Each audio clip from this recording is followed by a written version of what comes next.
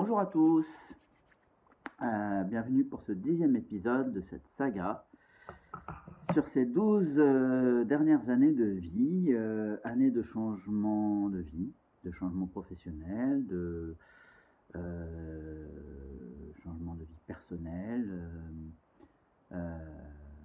mariage, changement de métier, etc. Donc c'est le 10e épisode. Si vous arrivez en cours, vous risquez de pas tout comprendre. Donc je vous invite à au moins parcourir les précédents épisodes que vous allez pouvoir trouver dans la playlist en lien soit là-haut, soit dans les descriptifs en bas. Dans le 9e épisode, je traitais de la qualité globale à dimension humaine. Voilà, concept développé par Edel Goethe, qui est la créatrice d'un mouvement qui s'appelle le leadership éthique, où il s'agit de développer des activités éthiques dans une vision globale, c'est-à-dire, par exemple, un exemple de quelque chose qui ne serait pas global. Voilà, un légume bio. Donc c'est top, il n'y a pas de pesticides, mais le label bio n'indique rien sur les conditions de travail humaines, voilà, par exemple.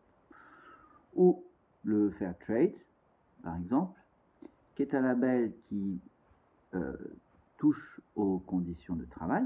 Donc normalement, quelqu'un qui travaille sur un champ d'une entreprise labellisée fair trade ou quelque chose comme ça, a la possibilité de se syndiquer, elle a un revenu minimum, elle a des droits, elle n'est pas dans un système esclavagiste, mais rien concernant la qualité du produit. Donc le produit peut être assaisonné de pesticides à foison, le fair trade se portera très bien. Voilà, donc la plupart des labels qu'on connaît aujourd'hui sont dans une approche partielle, c'est-à-dire ils viennent valider des critères sur une partie du système qui a permis la production d'un bien ou d'un service. Je ne connais pas aujourd'hui de label qui porte sur la globalité, si ce n'est le label qualité globale à dimension humaine, alors qui n'est pas un label au sens qu'il n'y a pas une structure qui porte ça et qui va labelliser des entreprises à droite, à gauche, partout dans le monde. C'est à une échelle plus petite, mais pour autant ça existe. Voilà, et donc c'est quelque chose que, suite à cette formation de 3 ans en leadership éthique que j'ai suivi avec Edel Goethe, j'ai souhaité mettre en place dans Tsunagali Taiko Center, quand nous avons créé Tsunagali Taiko Center, puisque nous avons créé Tsunagali Taiko Center en 2011, suite à cette formation de 3 ans. De façon très factuelle, la formation s'est finie genre mi-janvier et mi-février, l'idée de Tsunagali Taiko Center était là. Voire même 15 jours après, je crois. Voilà, ça ne veut pas dire que dans le cadre de cette formation, le projet était de créer un groupe de taiko, pas du tout. Voilà, c'est une idée qui est née après la formation, mais qui est bien consécutive de façon très factuelle et simple. Alors, dans le 9e épisode, je parlais de la suite dans le 10e épisode, donc celui-ci, à savoir la cohérence. Alors, peut-être commencer par une définition, parce que la cohérence, ça veut dire quoi? Ça veut dire que il y a un lien logique évident entre une chose et une autre. Je sais pas moi. Si je dis j'ai un poids de 1 kg d'un côté et que j'ai une force de traction, celle de la Terre par exemple de l'autre, il serait cohérent que ce poids, si on le lâche, il tombe. Voilà. Et ça serait pas cohérent que ce poids flotte en l'air, compte tenu de ces deux aspects. L'un qui fait 1 kg et l'autre une force qui fait tomber notre poids.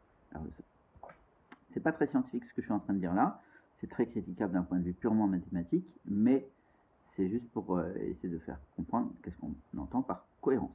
Voilà. Et si si justement ce poids ne tombe pas, eh bien ce que j'ai défini en amont ne marche pas. Ça veut dire que c'est pas réel.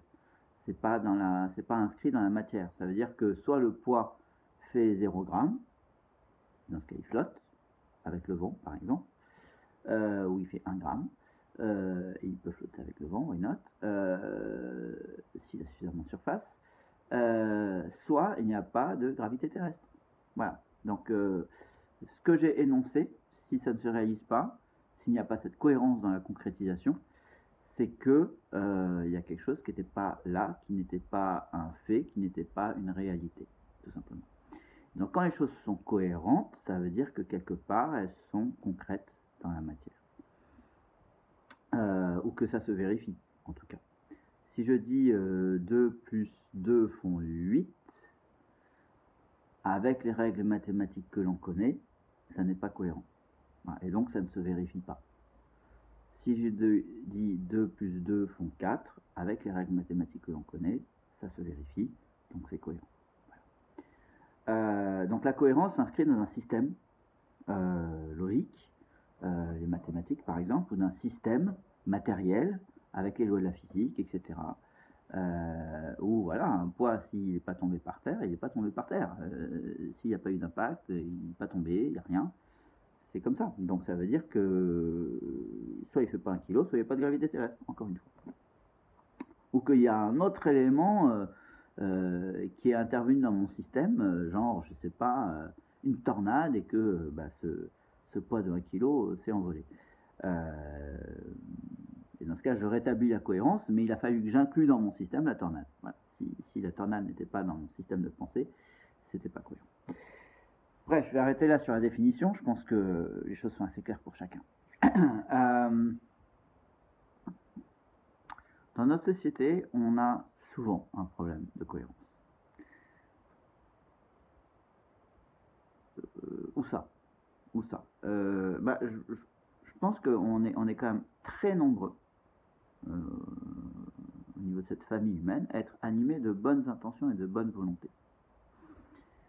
Je connais pas grand monde, évidemment ça existe, mais je connais pas grand monde qui se lève le matin en se disant ce matin je vais tuer mon voisin, ce matin je vais agresser ma voisine, ce matin je vais foutre le bordel dans ma boîte, etc.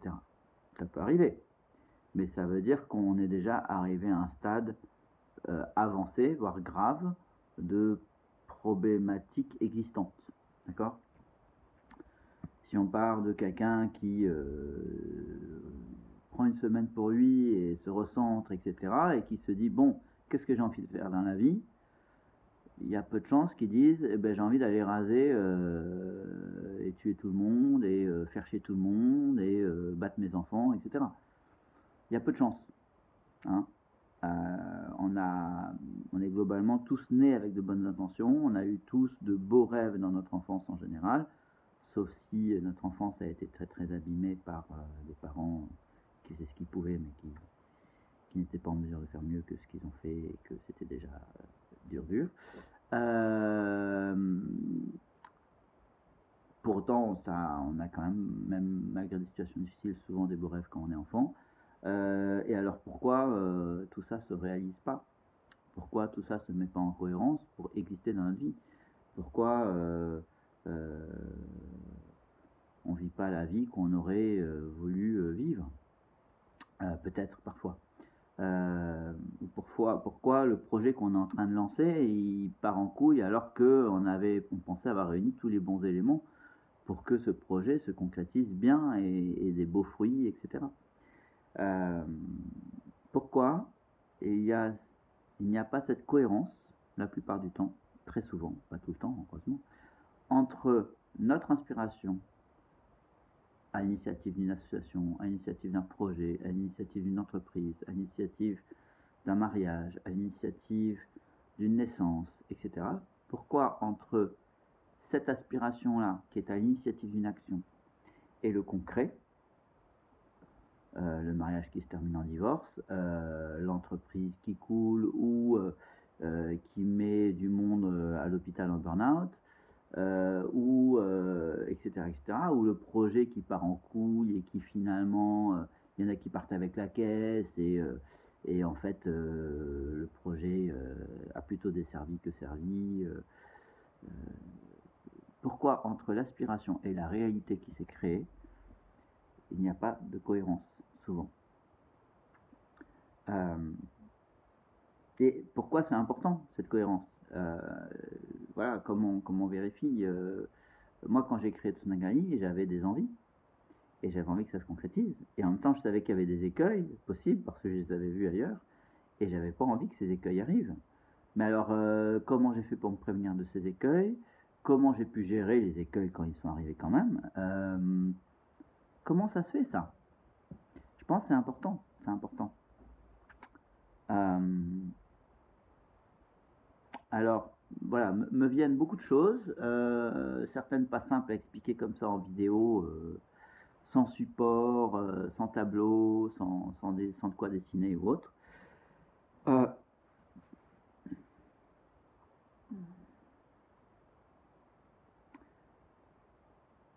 Donc, je vais juste commencer par décrire comment, au sein de Tsunagali, j'ai essayé de me prémunir d'incohérences grandissantes et comment j'ai essayé de garantir une cohérence grandissante. Parce que quand on a créé Tsunagali, on avait des envies. On avait envie de jouer un taiko sur scène, qui sont un taiko de joie, de sourire, de vie. Mais est-ce que c'est ça qu'on faisait à ce moment-là? Non. C'était une envie. D'accord? Moi, j'ai appris un taiko très structuré, très formel. Je souriais pas du tout quand je jouais et quand j'étais en concert. J'étais très tendu dans la réalisation de mes gestes et du rythme. Le reste, éventuellement, je jetais un regard au spectateur, mais c'est tout. J'étais dans l'exécution de ma performance. Donc, vivre le sourire et vivre la joie, c'était une envie, mais c'était pas du tout ce que je vivais. D'accord? Et c'est pas du tout ce que je donnais au spectateur.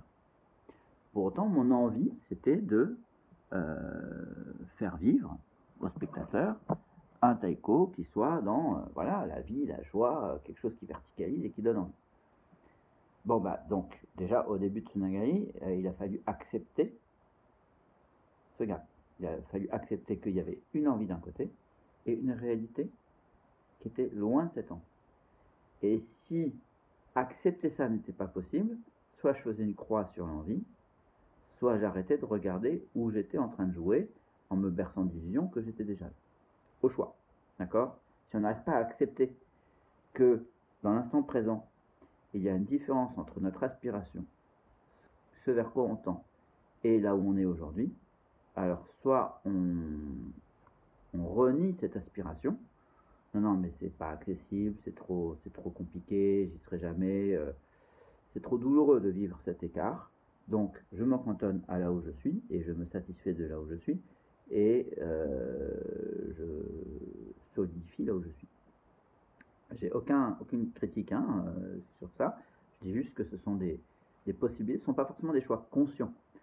C'est pas, quand on crée un projet, on a rarement, ok, ça c'est mon envie, hop, dans l'écran, voilà, moi je suis là, ce gap il est trop douloureux à vivre, donc j'efface ça, ou j'arrête de regarder où je suis et je me dis que je suis déjà là. Évidemment, c'est jamais conscient, c'est jamais perçu comme ça, voilà.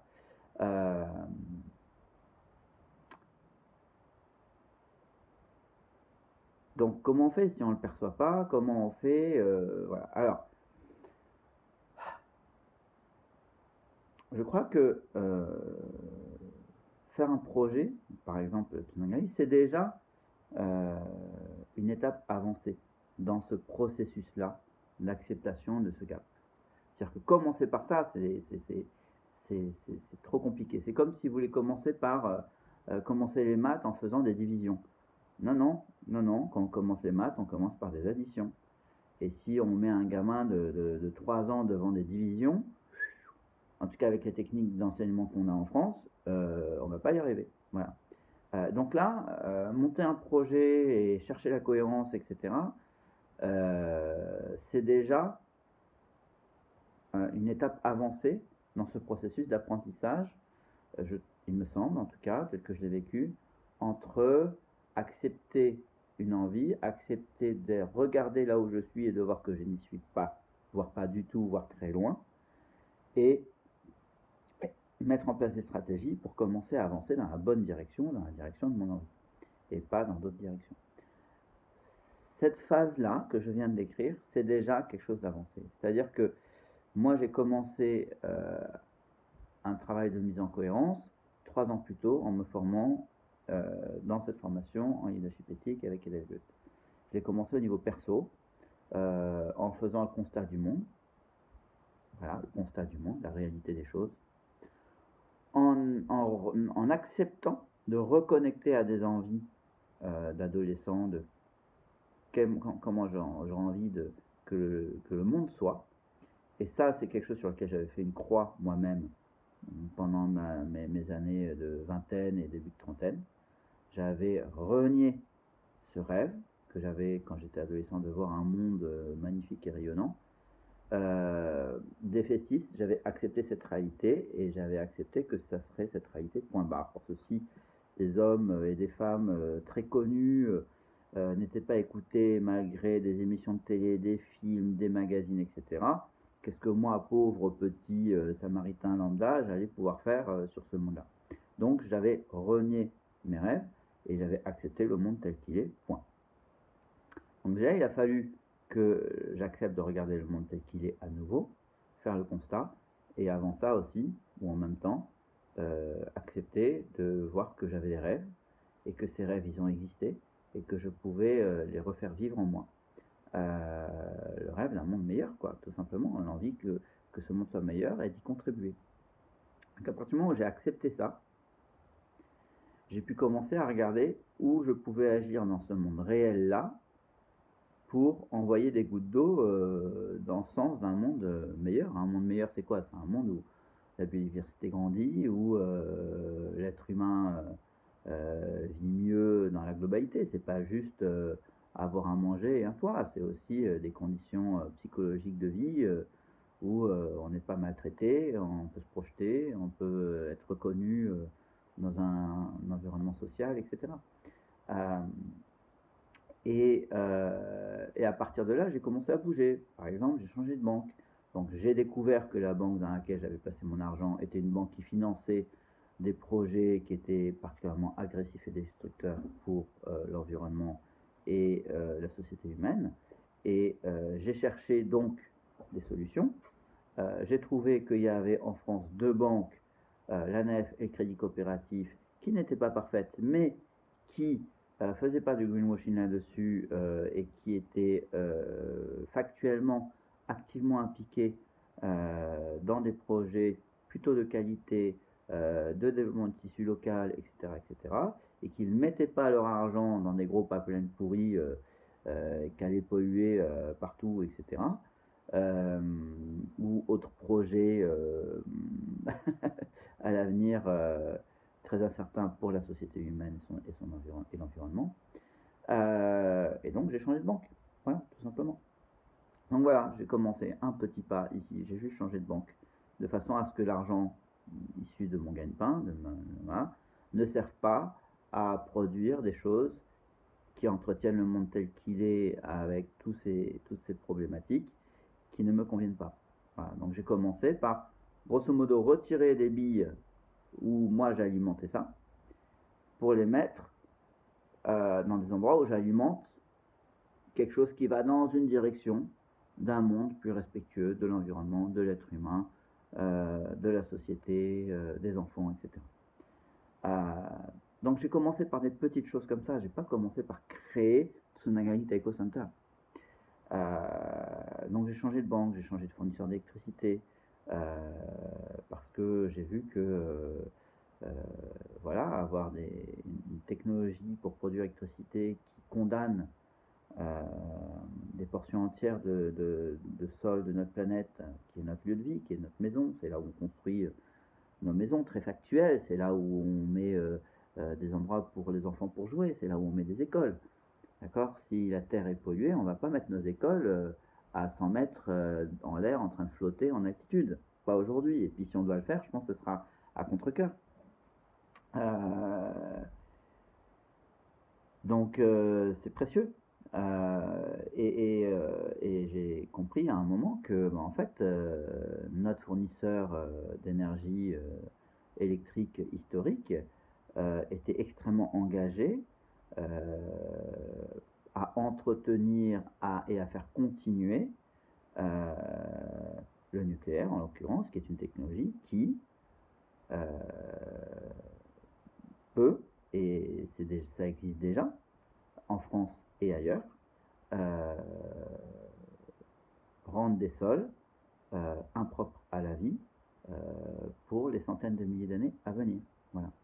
Et quand je dis en France, oui, en France, on n'a pas eu Tchernobyl, on n'a pas eu Fukushima.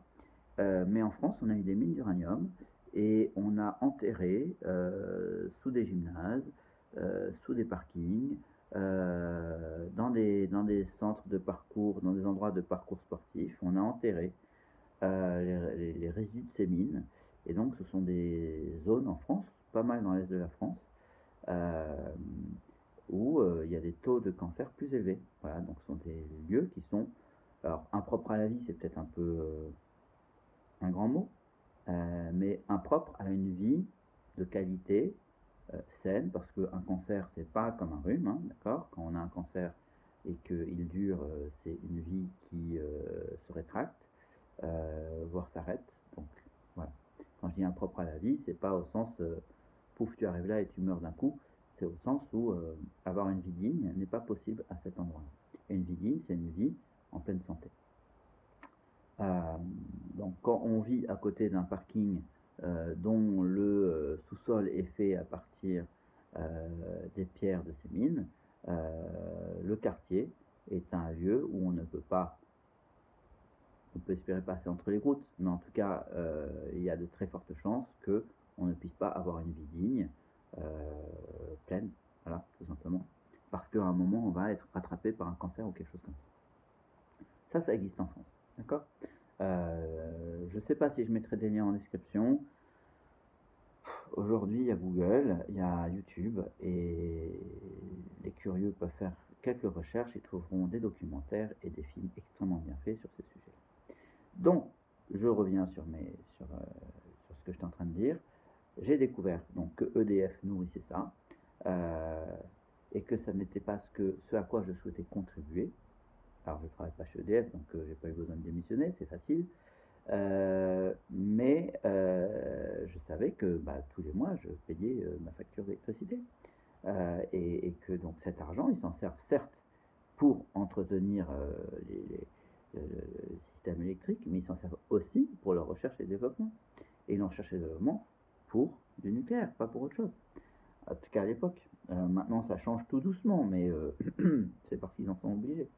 Et à l'époque, c'est je sais pas moi, 12-13 ans. Euh, et, euh, et donc j'ai fait le choix d'aller chez un autre fournisseur. On a cette chance en France. Et vraiment, je vous dis, on a une grande chance parce que très peu de pays dans le monde permettent de choisir leur fournisseur d'électricité. Et in fine de choisir comment l'électricité qu'ils consomment a été produite. On a une chance extraordinaire, vraiment. C'est très peu de pays ont ça.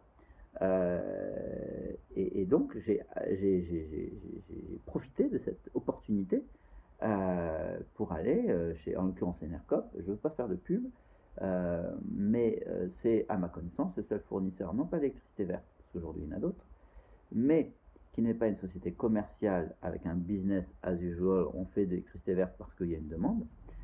Déjà, ils ont commencé avant même qu'il y ait une grosse demande. Quand je suis arrivé, genre, il y avait peut-être même 2000 clients, quoi. C'est tout petit. C'est une coopérative, donc eux, ils encouragent des gens et ils accompagnent des gens pour installer des unités de production électrique non,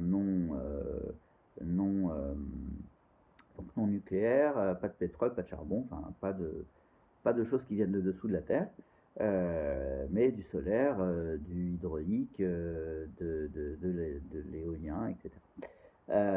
Donc ils encouragent les gens à installer des unités de production, et ils font le lien entre ces gens-là et les gens qui consomment.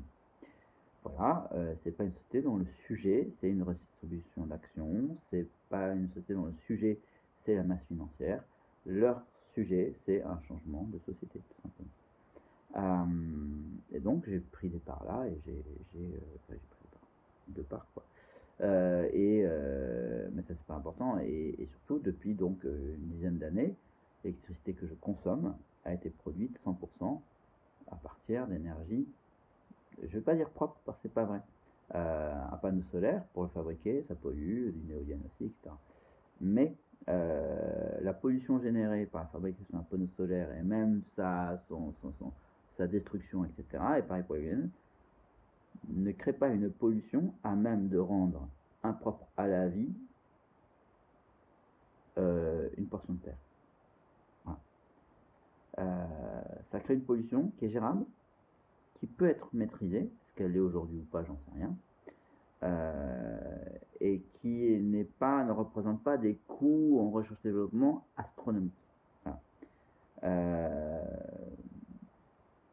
Voilà, tout simplement, par différenciation.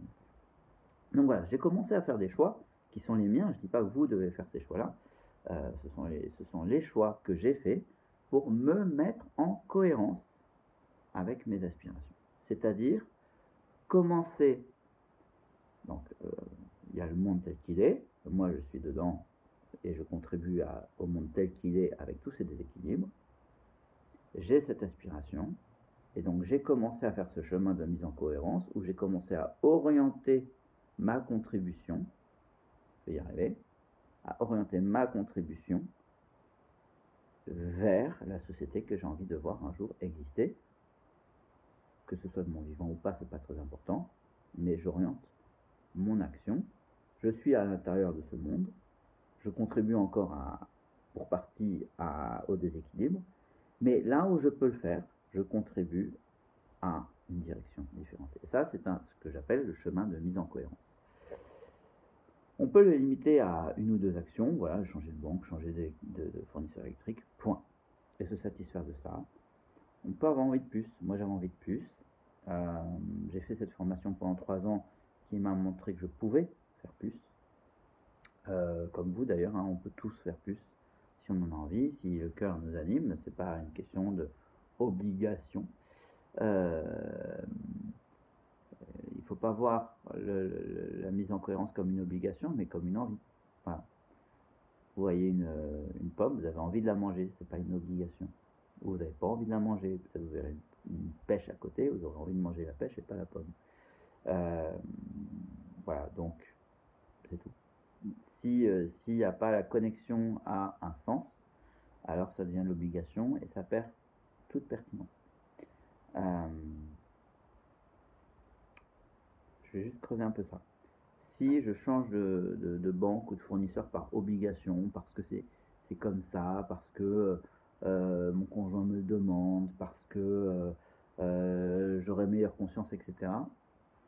En fait, je risque de m'appuyer ensuite là-dessus pour m'autoriser des comportements destructeurs. Genre, oh bah c'est bon, j'ai mon électricité chez Enercop par exemple, j'ai mon électricité verte à tel endroit, je peux bien me permettre de polluer à tel autre endroit. Genre, j'ai la conscience tranquille, je compense à un endroit. Ça, c'est un comportement par obligation. Enfin, un comportement par envie, c'est ah, j'ai envie d'un monde différent, j'ai envie qu'il y ait moins de bruit dans les rues, j'ai envie qu'il y ait moins de pollution dans les rues, que l'air soit respirable.